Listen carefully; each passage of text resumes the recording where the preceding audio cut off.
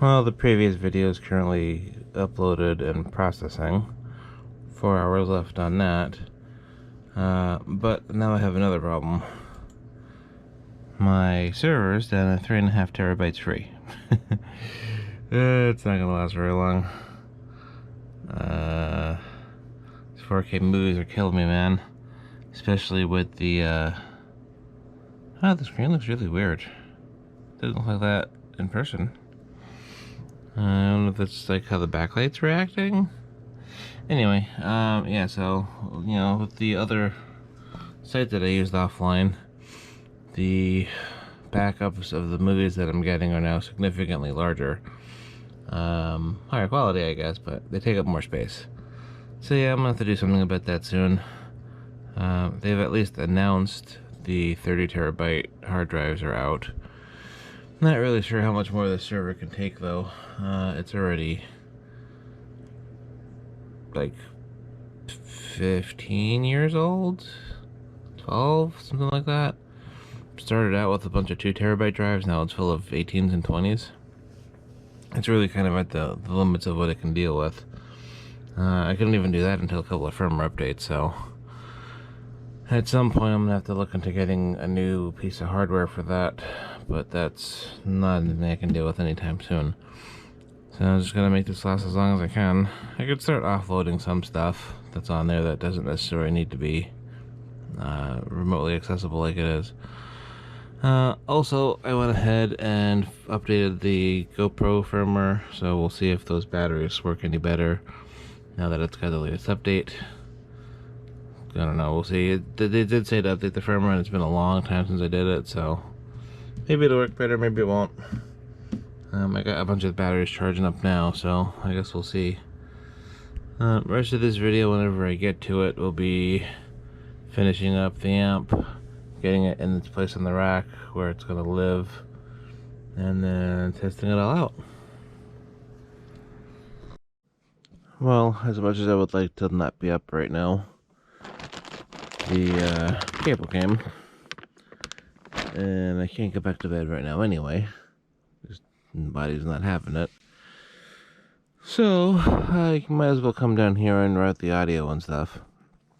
The wife's not at work yet, she's still asleep, so I can't test anything yet, but I can at least get the cord routed.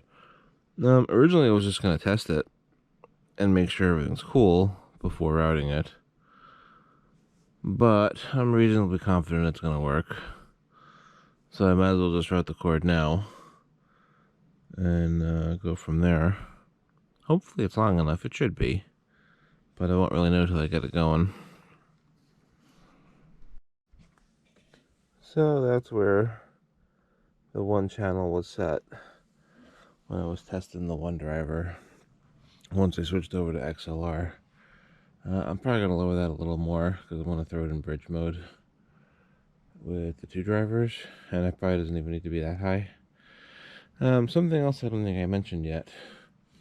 I did verify that you don't actually need to put signal into channel A and B to get max benefit when you're doing bridged.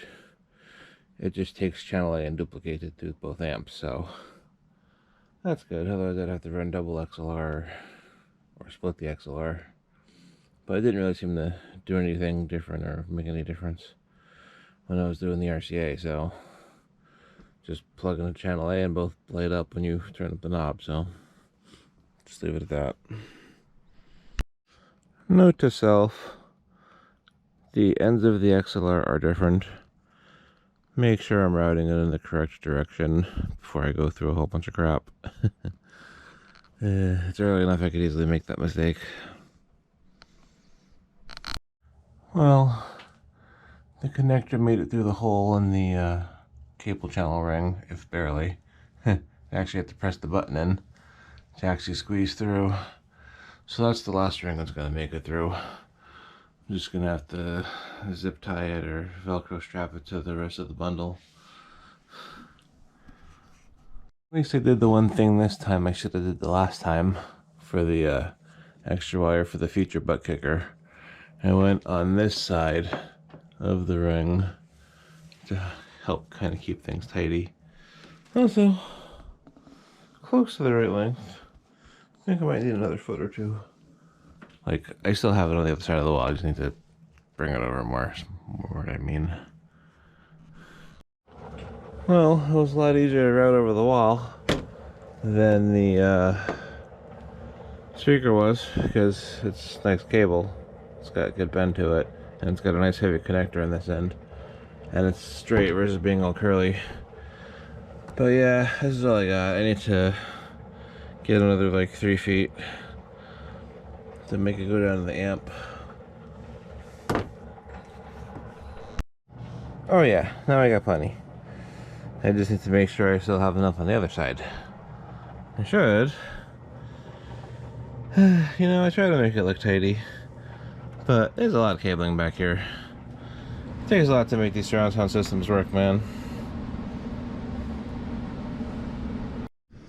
Well, it's half done. Now I just have to get behind the screen. That should be a little easier, I think.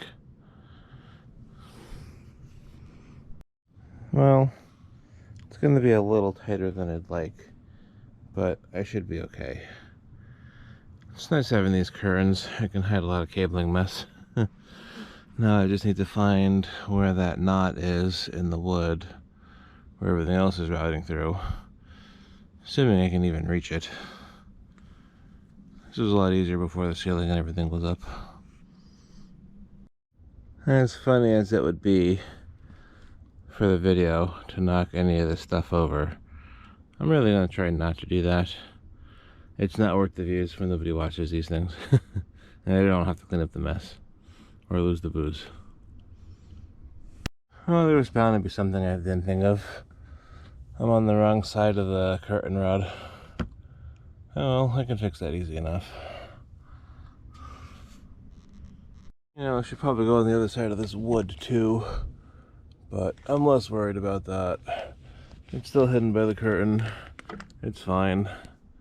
That's a little more challenging to fix. I'm not that worried about it. Well, either I can't reach or can't find the knot, but I'm behind the screen now, so I guess I'm not that worried about it. And it looks like it'll reach, just a matter of how cleanly I can get it over there without it being in the way of stuff. I think I'm alright. Well, if I route it through there to drop it straight down, I'm like 2 feet short. Now I could probably get some slack from other places, but I don't think I'm gonna worry about it. I think I'm just gonna end it here and then come down. That should be fine. Well, once I spin this, I'm gonna have the connectors in the back so I can get the controls easier. I'm gonna rotate this 90 degrees. It'll work, but it's tight and I can't really move it. I could probably get myself a couple extra inches, maybe a foot, but I don't think I'm that worried about it. Alright, I'm gonna do this for now, just so I can see the terminals when I put the speakers in, make sure everything works before I unplug it and reroute it. Also, can anybody tell me why channel A is on the right and channel B is on the left?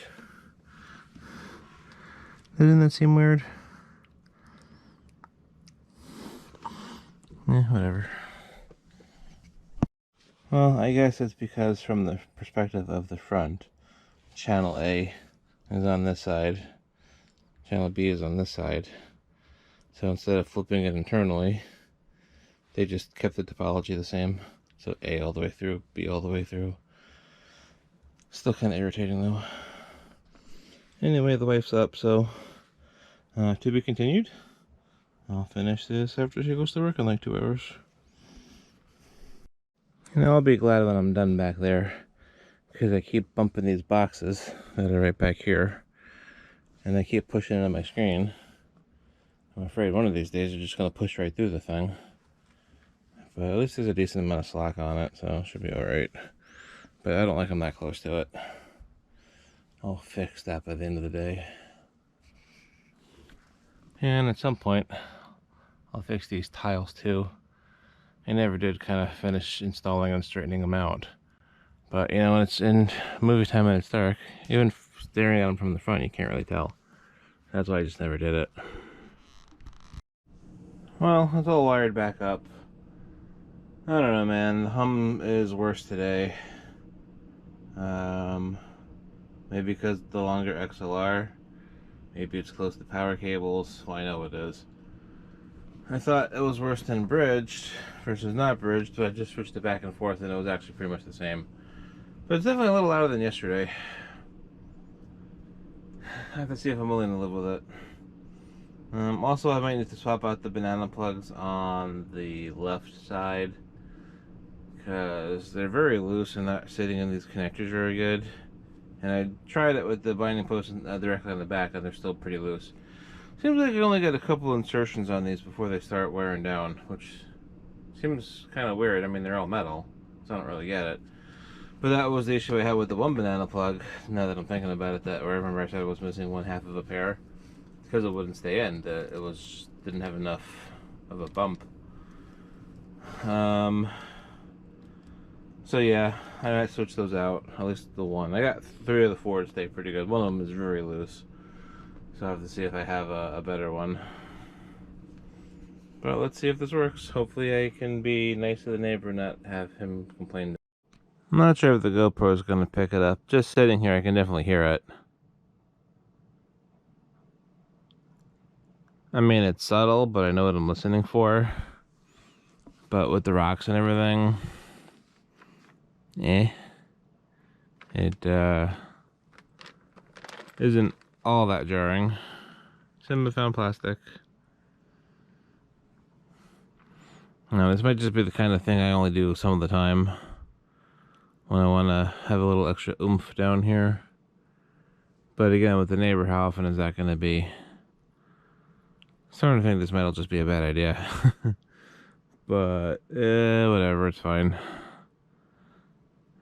There are line filters you can get, because I had a similar issue upstairs, and I just got a line filter for an 1/8 inch adapter for my LED cloud. I wonder if they make such a thing for XLR. They must, right?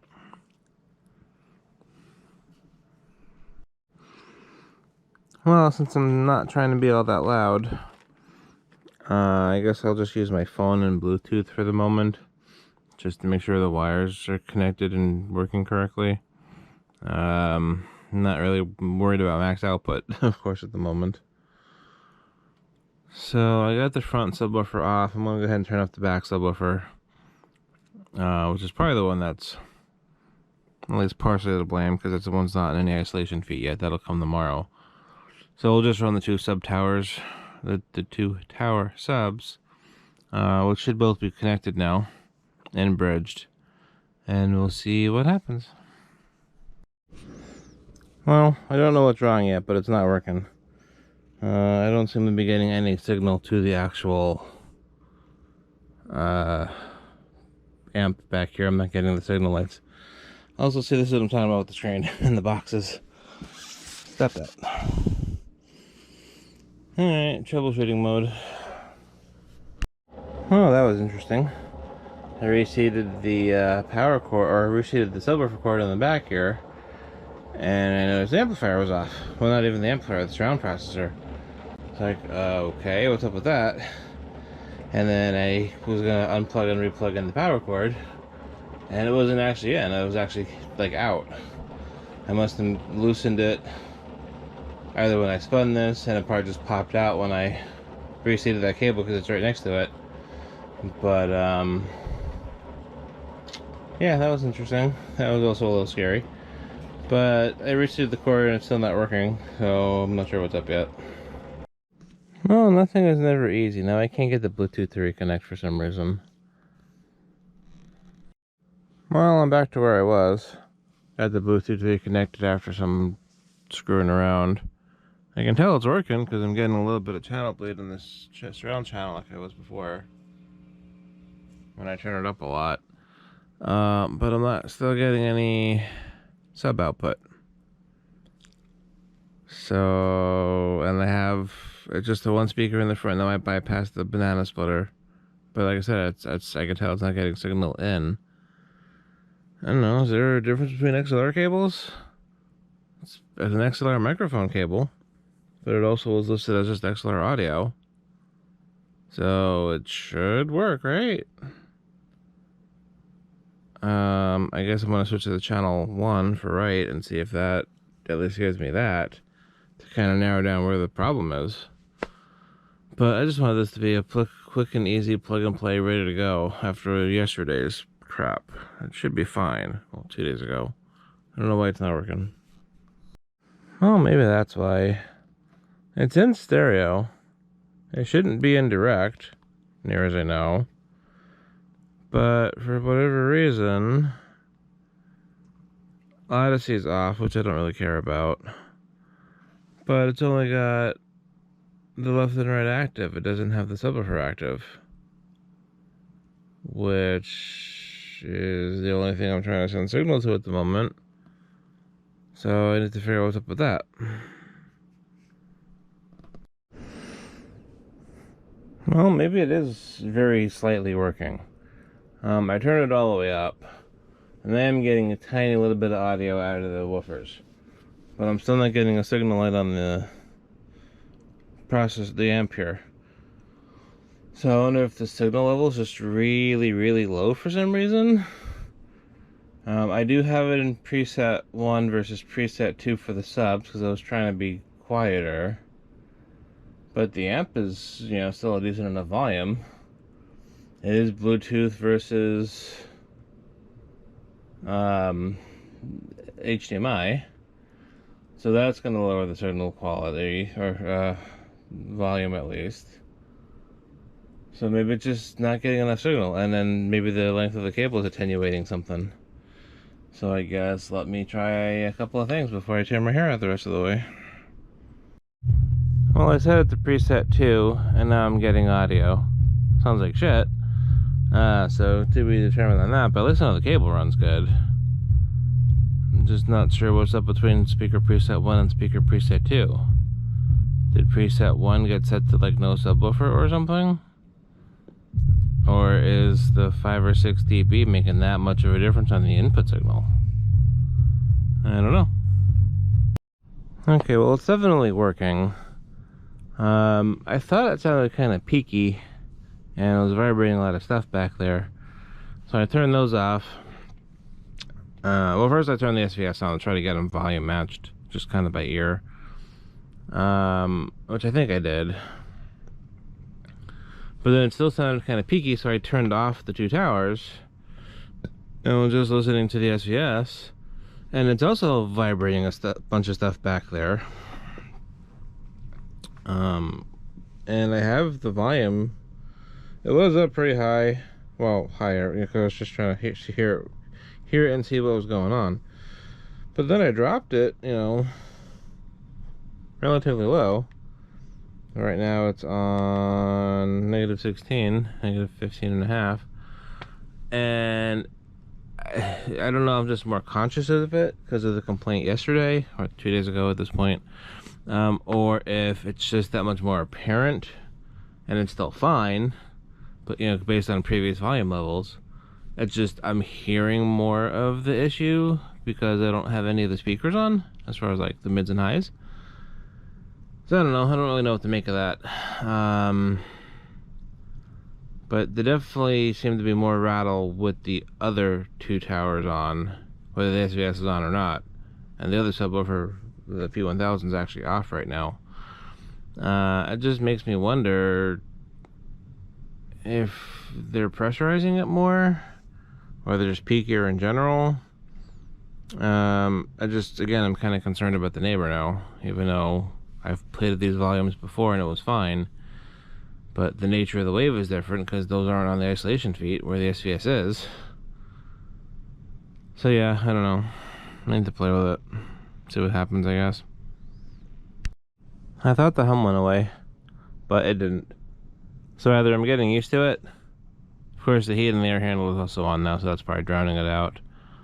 or it's volume dependent, which would make sense if it's just in the noise floor. As I raise the volume, it gets louder, and I've actually lowered it decently since then.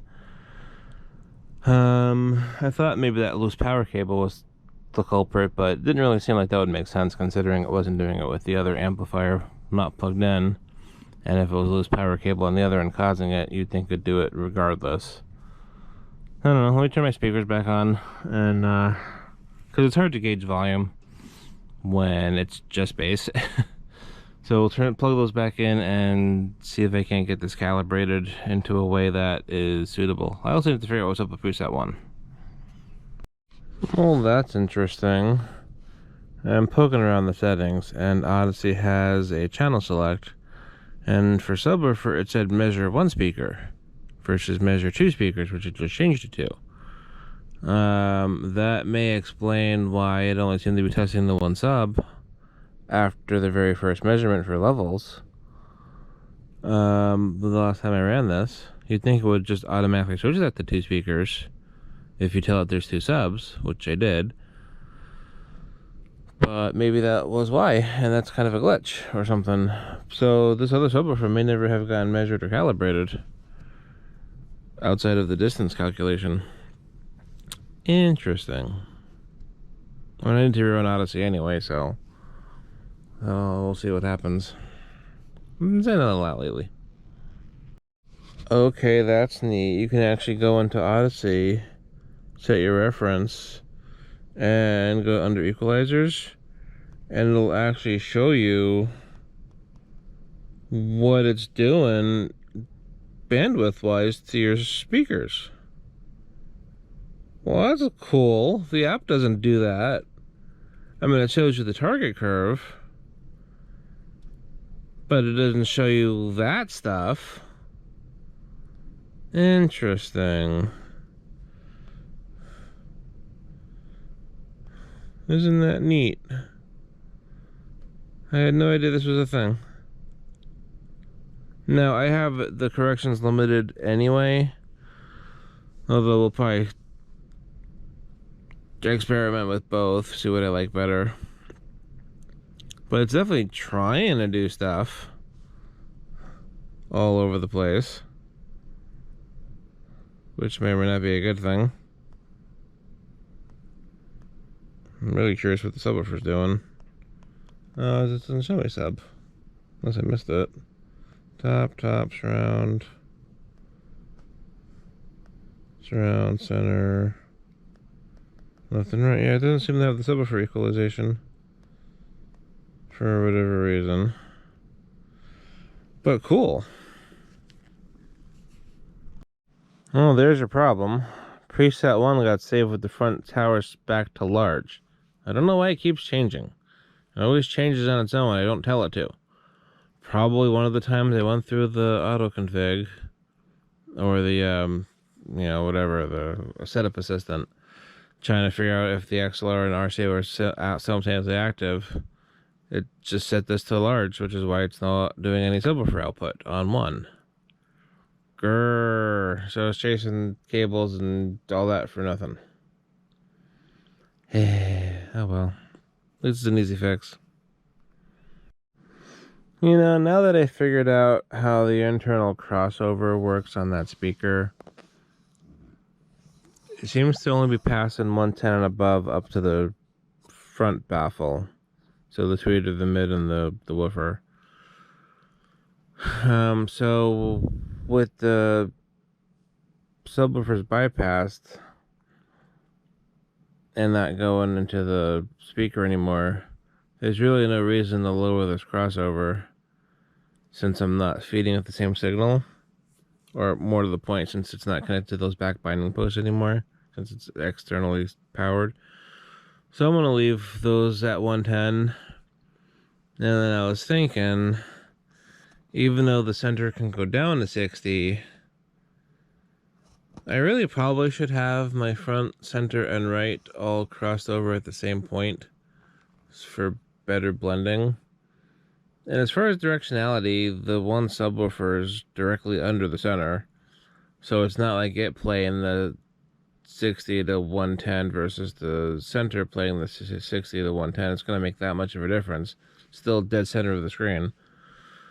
So I think I'm just going to set them all to 110, give the center a bit of a break, give the amplifier a bit of a break, and then just have all the subs, especially now that I have hopefully 4 of them, 5 technically, all going off. I think I'd rather just have that 60 to 110 crossover to the LFE channel. Kind of the same logic, the surrounds should probably all be the same too, even though they're different speakers. I mean, the surrounds are the same, and the tops are the same, but the tops and the surrounds are not the same from each other. I'd think the tops are a little more capable, honestly. They have bigger mid drivers. But yeah, I'm not sure where I'm going to set that yet. Whether I'm going to move them to 90 to match the tops. And I think the only reason those are cut off is because the ports are blocked. Or move them down to 80, since I know they can do it. Or move them up to 110, so everything's the same. I mean, these things have less bass capability than the towers do. So it should probably all be the same. But I'll alter that with the next Audyssey run. Yeah, I think I'm going to set everything to 110. And just let the subwoofers take care of everything else, especially since they're in multiple places around the room now. Although that could affect directionality of surround effects and stuff. I don't know how much really goes on between 80 and 110 hertz. We're only talking a 30 hertz spread there.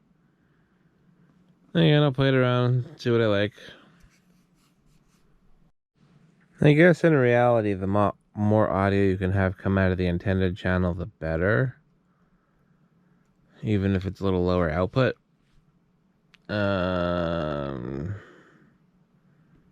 So maybe we'll just make everything like 90.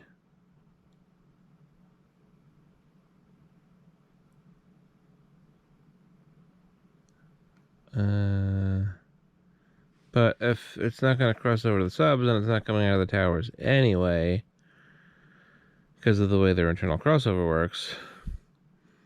Maybe I should just set it to 100 or 110 for everything. I don't know. I guess I can try it each way and see what I like. What sounds better and all that. Well, I have all 3 subs on the front now. They seem to be playing nicely. I don't know how that preset got changed. Of course, now it's a question of what do I do with these presets.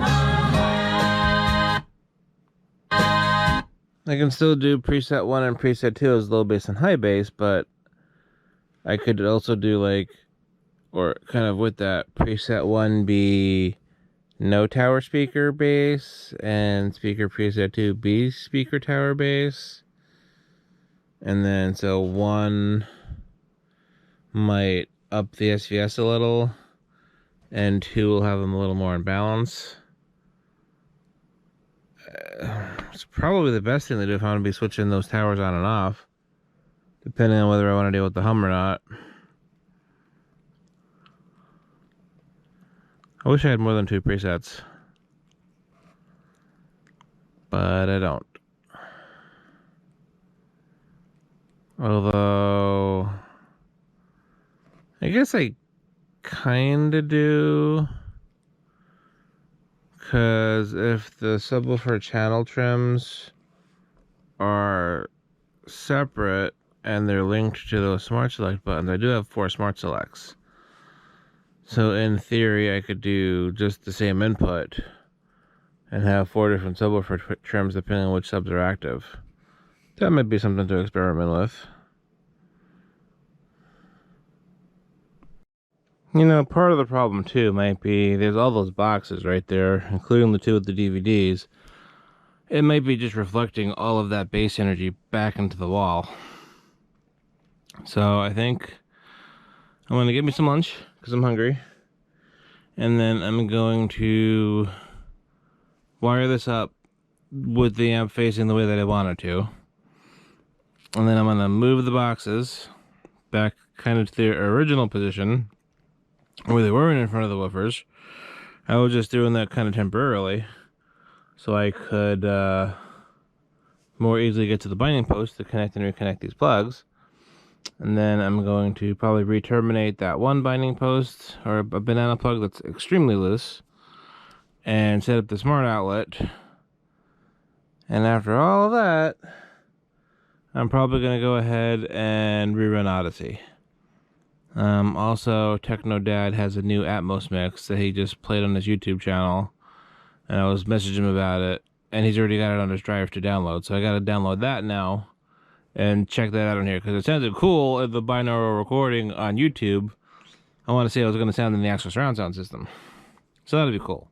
But food first. Oh, I also suggested that he take on Anima Eternity, that one song that I really like. And he says, hey, he'll look into it. So if he can find the stems, we might get an Atmos mix for that. And it's going to be freaking killer if he gets that done. Oh my god, it'll be so good. Can't wait. Hopefully he does it. Well, it's working. Just trying to clean the wiring and the boxes and stuff back up. I told Techno Dad about Anima, like I said earlier. That was the thing I did. And he did a song, Eat Sleep, that I just tried down here that was really good. But I wanted to listen to Anima down here again, Eternity. And then, so I just played it on YouTube because it was convenient. And the very next video that popped up was this thing. It's the Afterlife Tour Mix 2023. It's got Anima and a bunch of stuff in here. This thing is kicking ass. I love this. This is a great mix. Started with Eat Sleep, which is I guess maybe why it was recommended, although I didn't look for Eat Sleep on YouTube, so I don't even know how that was connected. I guess because Anima is, and that's probably why I suggested Anima to him, because I mean it's got a similar vibe to the other stuff he's been doing, and these people apparently agree, because apparently they played this stuff on tour. But this is really good. I love it. Yep. So this is what we got so far. I got boxes pushed back there. Got plenty of room between the screen and the boxes now. I got a clear line of sight-ish. About 50% for those woofers at least. Unless they're not as choked off. These are full of DVDs. This is empty. Here's the amp. Doing its thing in its position. Cable barely fits. I really should give myself a couple extra inches, but it's fine. We got easy access to power and volume. Still need to put it on the smart plug. Now I just need to move the rest of this crap. Well, like I said, I don't need this subwoofer cable RCA splitter after all. Oh well.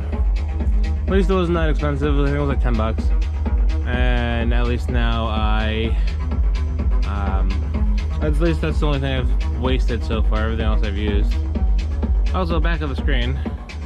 Cute, right? I doubt it's going to make a damn bit of difference, but I did put some foam panels, basically some of these guys, against the wall next to that speaker, just because I'm sitting on them. I might as well do something with them. And I really did finish filming back here, but I don't think it's going to make that much of a difference. This is me up here. Remember, it's a townhouse. This is clear. And should be able to stay that way, I think. I don't have that much more to put back here. So far, it's working out alright. Still need to set up the smart outlet. I should probably do that before I make it any tighter back here.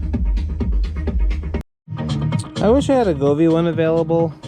If for no other reason, I can actually control these with some of the remote control switches and stuff that I have, and the light switches that I have. Whereas the Govee is app and voice only. And this would always be with a voice command or through the app. I don't really need the subwoofers on a switch. But I don't have any of the Govees right now outside of the duals. I don't need two smart plugs back there, at least at the moment.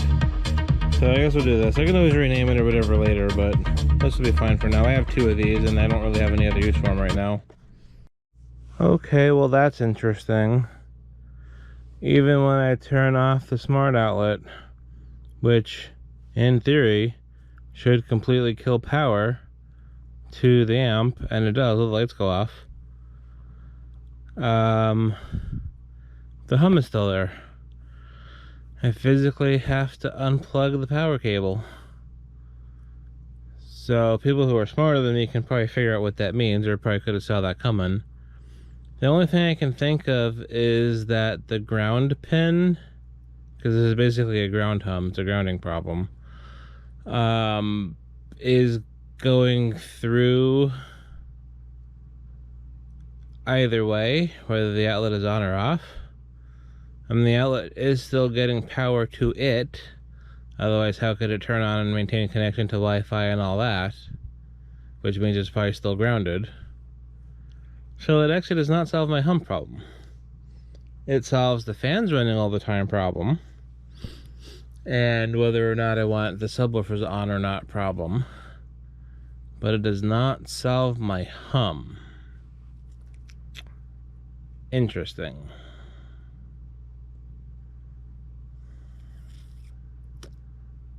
Curiouser and curiouser. Well, I found a solution. There is this ground loop hum eliminator that looks like it has XLR, and I'm assuming that's 1/4 inch. But it's like 30 bucks. Or I can try an experiment. Probably a very bad idea. I got one of these. If it is a ground pin, this will prevent it from grounding because it's not going to the same place. And that will, in theory, get rid of the hum, and at least verify my theory. And maybe a temporary and free solution? I don't know if I should probably do that long term. Probably not. It is going through a surge protector. So, So realistically, it should be fine. I don't really want to blow it up, but I mean, as long as I don't get hit by lightning, it should. Also, the battery says it's at 20%, and it's still going off, so much for that firmware update. I guess that did not solve that problem. But yeah, I'm gonna throw this in line and see what happens. And presto whammo, no more hum, for free. How bad of an idea is this? I'm gonna Google it. Ultimately, long term, I probably should get the other thing, but at least for now, this solves my issue. And I mean, the ground hum is caused by a bad ground, so if it's not going to ground, that actually might be better for it, question mark. Yeah, I don't know if I believe that either.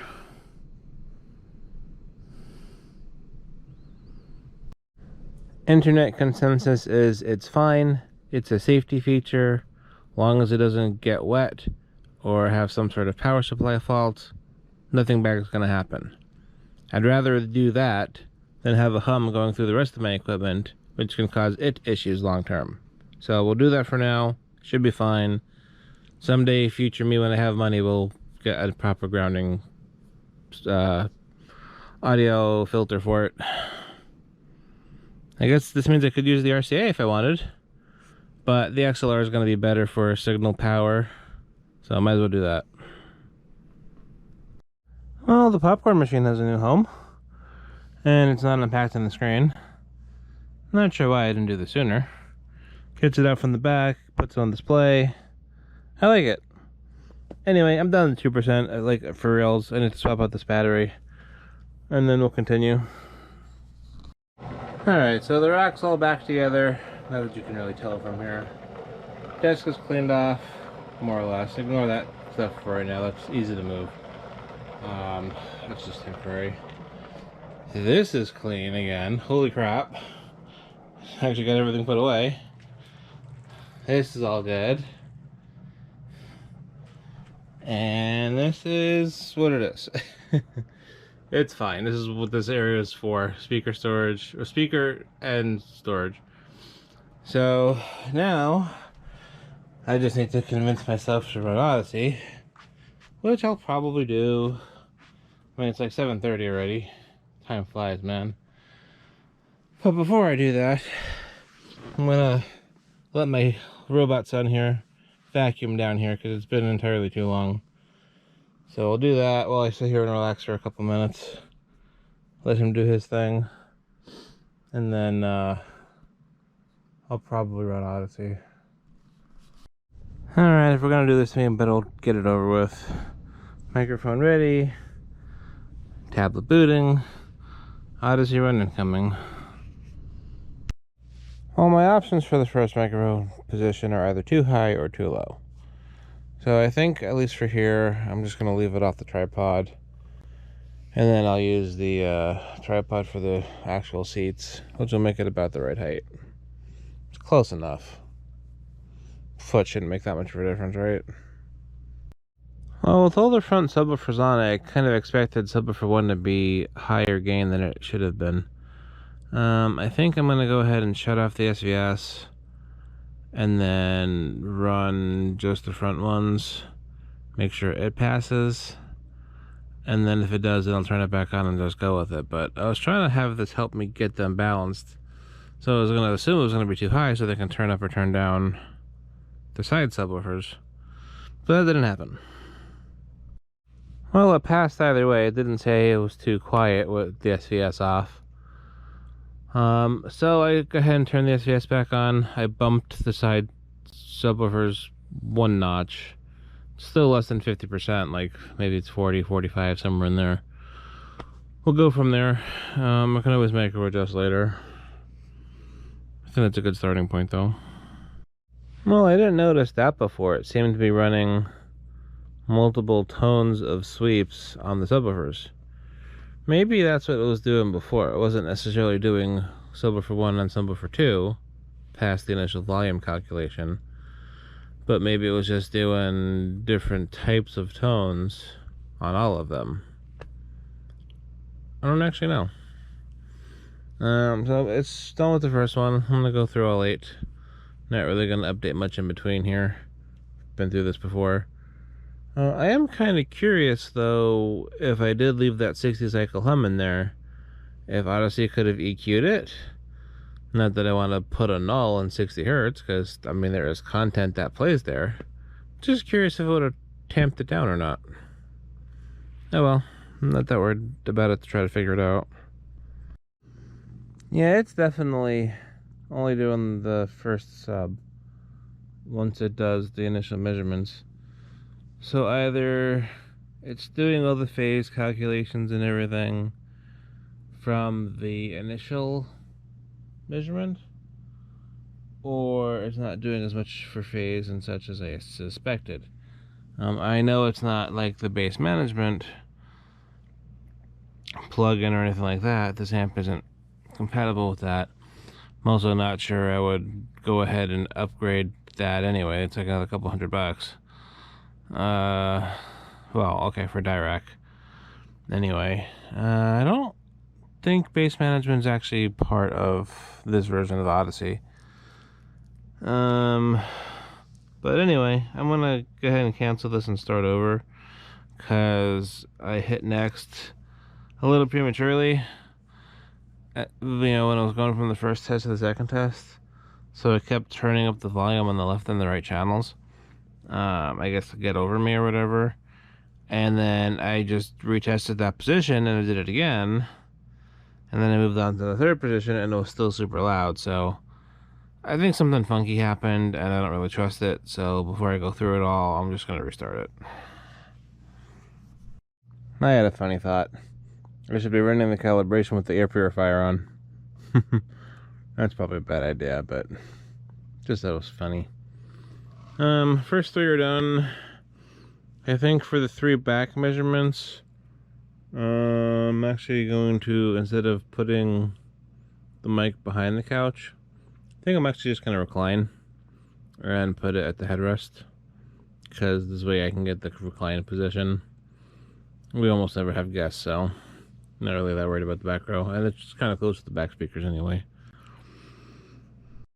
Of course, Simba is complicating this process slightly, but good enough. I also screwed up the positions. I did the reclined first instead of the center, but they didn't explicitly say this, but one of the live streams I was seeing with Marantz and I think Audioholics, more than likely, said just kind of, you know, start with your main listening position and then position it around it. I don't necessarily think the order matters as much as it says, because they'll say don't follow the picture. You know, you're not putting it at the floor. It's supposed to be ear level at 8 different seats. So maybe the order doesn't actually matter. I don't know.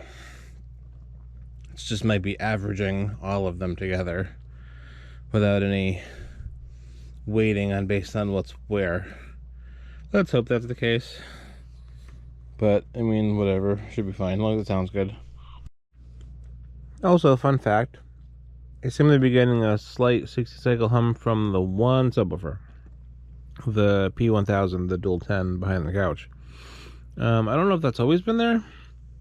I just never really noticed it before. Or if it started maybe after I was having that issue where it wouldn't turn back on. Not sure. But I can definitely hear it. And I double checked. Double checked. That's the only one that's doing it right now. So I don't think it has anything to do with the front amp. Considering I have that ground loop passed now. And it does have a little clip there. I could actually ground that to something still, but I'm not that worried about it. I guess when I turn that off later through the smart app, I'll see if it makes any difference to this other subwoofer, but I kind of doubt it. I think that's just what it's doing now. Maybe it always has, don't know. Anyway, 3 positions to go. Well, I put dynamic EQ on as promised. That's kind of funny though. It's putting the crossover for the fronts up to 120 hertz now. It used to be 110. Put the center down to 40. Used to be 60. And then still doing 60 and 80 on the surrounds for one reason. Now it's doing 180 on the top surrounds instead of 90 for both, which again is weird since they're the exact same speakers. So I'm going to be modifying those. I think I'm going to go 110 for the front and center. I think I'm going to go 80 for everything else. It just loves boosting everything. Distances we're ignoring, because like I said, it's supposed to add 3 feet, I think, to each distance anyway, which is about what it's doing. Funny enough, it's got the left and the right at the same boost at this point, 2.5, 2.5. Center's at 3. Yeah, so like a little hotter, that's fine. Surround left and surround right, 5.5 and 2. I guess we are a little bit closer to the right one than the left one, so that sort of makes sense. This couch isn't exactly centered. Tops being 0.5 makes sense. They're the same distance. 3 and 2.5. And then it loves cutting subs. Subs are negative 6.5 and negative 9.5. The back sub is definitely a little hotter than the front sub. I noticed that during the volume check. So that's probably a good place to start.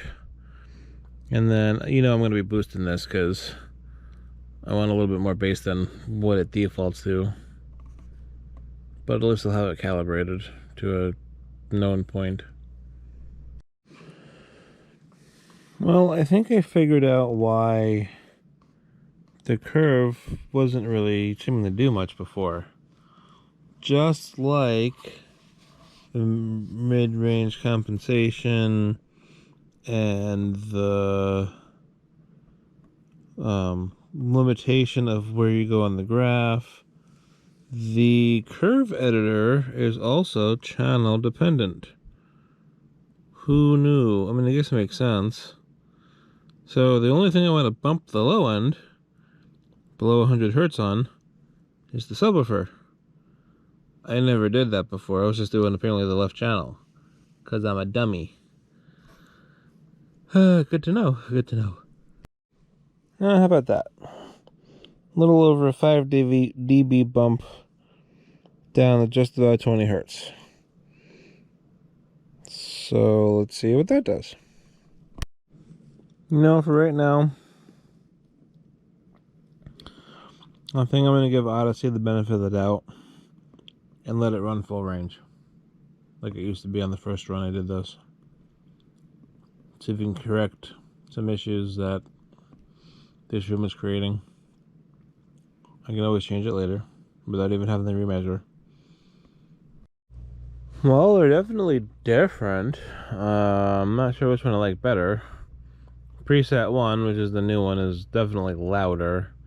Definitely have a lot more audio going into the surrounds. Probably too much honestly. Now, granted, dynamic EQ is also on 1 versus 2, and that does boost the surrounds, which I don't really understand why. I get boosted in the bass, but I don't really understand why you would boost the surrounds. Also, for whatever reason, preset 2 is allowing me to do tone controls and preset 1 is not. Now, maybe it's because preset 2 has Audyssey's correction limited and preset 1 doesn't. I don't know. Seems like a strange differentiator. I swear I had tone control before when Audyssey was set to full range. So yeah, I don't know. Preset 2, which is the old curve, definitely sounds warmer. Preset 1's just like kind of colder and it's clearer. But I don't know, I think it's drowning out the front too much. Well, I turned off dynamic EQ, and that mostly took care of the excessively loud surround channels. So yeah, I don't think I like that aspect of it. I like the beefier bass that it supposedly promises, though I wasn't noticing that much of a difference. Though I have it turned pretty down right now, it's almost 10 o'clock. But with it on, it definitely makes the surrounds way too hot, at least at the lower volumes. So that's probably going to stay off. I'll just manually adjust my subwoofers probably. I haven't done any subwoofer adjustments beyond just the curve. Sounds a little weak, but honestly it doesn't sound that much stronger with preset 2 right now. Probably just a collection of songs I went through and the lower volume. So there's that, but I think that's it for today. I got up way too early because of the Amazon package. I'm really tired. I'm falling asleep sitting here. So either I'm going to go upstairs and take a nap. I got about 2 hours before the wife comes home. Or I'm going to go upstairs and do the dishes like I was supposed to. But either way, I'm done for down here for the moment. And I'm not going to pick anything else up tonight. So tomorrow, do a little more critical listening. Maybe run some measurements. I don't know. But that's it for today. Got the amp set up. Got the hum put away. Got the basement cleaned up. I think I'm in pretty decent progress. I think that'll be it though. Can always do more tomorrow. Also, I'm sure this video is pretty long at this point because of all the earlier challenges. So I think we're going to go ahead and stop it here. Victory. I'm really glad that hum went away. So yeah. Catch you later. I'm not sure what the next one's going to be. Probably just screwing around with the audio tomorrow. Although I don't know if there's really anything to really report or record about that. It's only not a whole video worth. So, I don't know. It may be a bit of a break between video again, because I'm kind of done down here again for a bit. See you later. In any event, thank you.